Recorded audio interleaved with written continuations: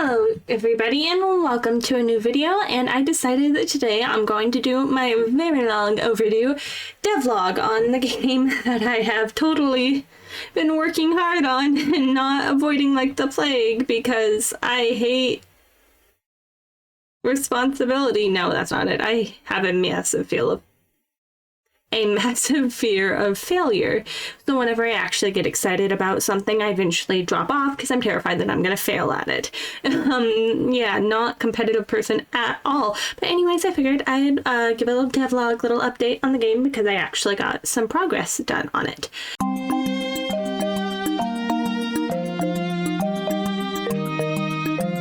So you'll see appearing on the screen now is a screen recording. Let me start that.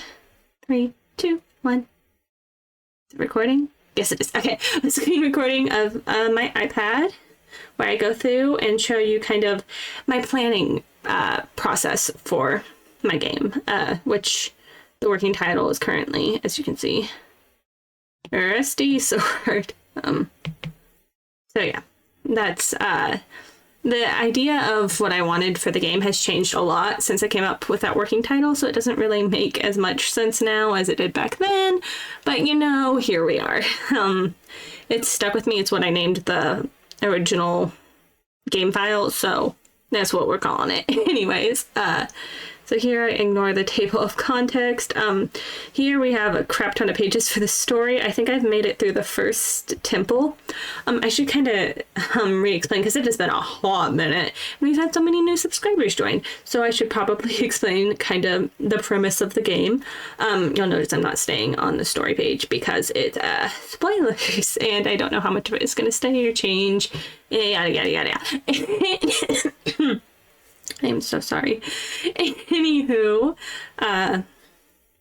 it's a, here I can actually, since I have this open to me as well, it's obviously it's an RPG.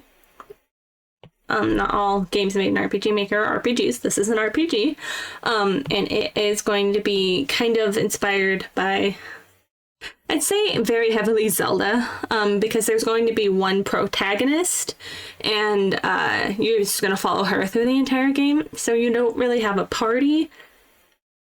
Kind of, obviously I've only gotten to the first temple, so I don't have everything set in stone yet, but yeah, it's an RPG. It follows the main character Penny, whose name I have not yet decided is final. She's a character that I've had through a lot of scrap projects, and I think this one finally fits her. I just don't know if I'm going to keep her name Penny or if I'm going to make the players able to name her or what I'm even going to do. So, you know, Penny. She is born and raised in a small village in an old military base.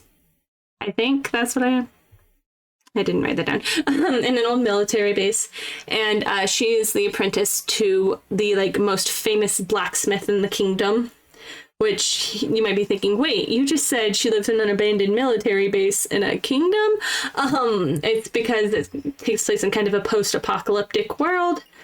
That is very plot relevant eventually. So I'm having to do a lot of environmental storytelling with it, which is part of what's taken so long and why I've been delaying it so much, because I've been working on so many tile sets, because I decided I wanted to do a mixture of both tiles and parallax mapping. So it has been taking a hot minute. I finally finished the first section, so now I just need to actually start eventing it. Fun. And I hope to have that done by the end of the year. I'm giving myself to the end of the year because I do have very high hopes for myself. Anyways, so you follow Penny on her journey. I'll just go through the demo plot, basically what it'll be. She wakes up late and finds her path blocked out of the little underground area she's in, so she can't leave. So she has to go on a fetch quest. Kind of. You don't bring the item back, you just go get the item. So you are fetching something. I don't know, is that the definition of a fetch quest? Anyways, you go get the item, then you go into the sewers, go through the sewers, fight your way through that, find some lore, come out the other side, only to find out that the master blacksmith is not able to come with you to this big important ceremony in the kingdom because he's been called to go fix a wall somewhere. The wall is important. Eventually. So then you, Penny, the player, you get on the train and go to the kingdom. And that is a very short synopsis of where this game starts. So you kind of get the premise of it. Anyways, this is turned in from me explaining how I plan my games to a rant about my game. But anyways, many pages for the story. You can add more in. Here I've designed some menu ideas. Again, this is just ideas. None of this is concrete. I watched a couple YouTube videos explaining a bunch of different games menu design, and that was really, really helpful. And again, this is just my process. You don't have to do it this way. I just really like writing things out, and I think it's really important to get your ideas down. I'm gesturing with my hands that you cannot see on paper, or in this case, an iPad. Again, more main menu ideas. This was like menu within game, and then this is main menu. These are some items that may appear in the game, some armor sets. Ignore the really rough sketch. I did that in a vehicle. It's very hard to draw or write in a vehicle. And then this is the first temple. I can kind of walk you through my basic design on this. You enter, here, why am I suddenly have the eraser? Try this, use the colored. Let's do you, and let's see, let's get a different color. Red. Okay, so you start here. This is the first room you start in. You walk in right here, go into your room. There's this pedestal, which you put your sword in, and then it opens the door over here, 5. 5 then leads you to this entrance here, 5. There's a puzzle thing here. You walk through 1, it leads you to 1, which is the yellow puzzle. 3 leads you to 3, which is the blue puzzle, and then once you've completed the yellow and blue puzzle, you get to do the green puzzle. Yay, colors. Then that leads you into the boss room. And that's kind of how, especially when I have a smaller space, I design by hand my maps and stuff, is I label the entrances with the same number or the same color, just to help me keep track of what goes where. Because as you saw, drawing those lines, it like gets messy, it's overlapping, you have less freedom on where you can put things. So that's why I do that, and I think that is everything I have. Sorry, that's me putting my app up and away. That's everything I have written down for this. Ignore my extremely, extremely messy handwriting. The section here, why is it? It's because I don't have the pen. The section at the top is written at 1 a.m. because I am a menace who does not maintain a regular sleeping schedule ever, as you can probably tell by my upload times. So yeah, let's look at the fun swirly letters instead. Anyways, I could probably make that go away now. Poof, it's gone. But that is how I plan my game. Now I'm going to go over a couple different ways that you could plan yours. All right, give me one moment. All right, so this is a cozy game I've just kind of been working on the side for fun. So ignore everything in it because it is rough. But a way I've seen some people do it is within the RPG Maker system, or I don't know obviously how other systems work because this is the one I use, but RPG Maker has a comment section, and I know anything with codes you can leave comments. Don't know the exact code, but just Google it and I'll show you how to do it. You comment and be like, on this map this happens. This person goes there, this is, or you can make temporary events and be like, shopkeeper. Comment. Keeper of the shop. They do this. And you can just literally go through and plan every single event that way. I normally, when it comes to writing on paper stories that aren't video games, I'm a pantser, which if you don't know what that means, there are 2 types of writers. There is a planner and a pantser. A planner writes everything down in advance, has fancy plot lines all down on paper. A pantser flies by the seat of their pants, thus the title, and just kind of goes for it. That's what I'm doing currently in the story that I'm totally writing in my free time. I have way too many projects going at once. I know this. You don't need to tell me this. I know this. Along with the fact that I hurt my thumb because I decided I wanted to try and pick up wood carving. I didn't like cut it or anything. I just I have little baby hands that can't like handle anything. I get calluses so easy. But I pushed too hard on the knife and gave myself a bruise on my thumb, which was not something I knew was possible, but not anything you guys care about. You're here for RPG Maker. And I guess general plotting advice. Advice. I don't know why I'm talking like this. Probably because I'm stalling for time, waiting for the next thought to form in my head. Will it ever happen? We'll wait and see.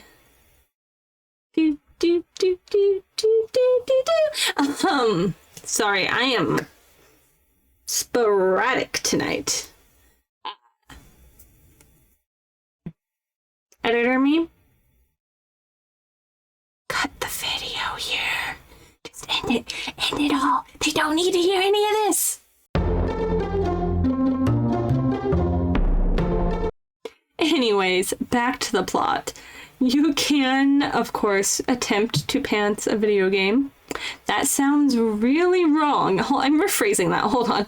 You can attempt to create a video game without any forethought. Pantsing can still have forethought. What's the word phrase? What am I trying to say? You can make a game without writing everything down in advance. There we go. But I would not suggest it.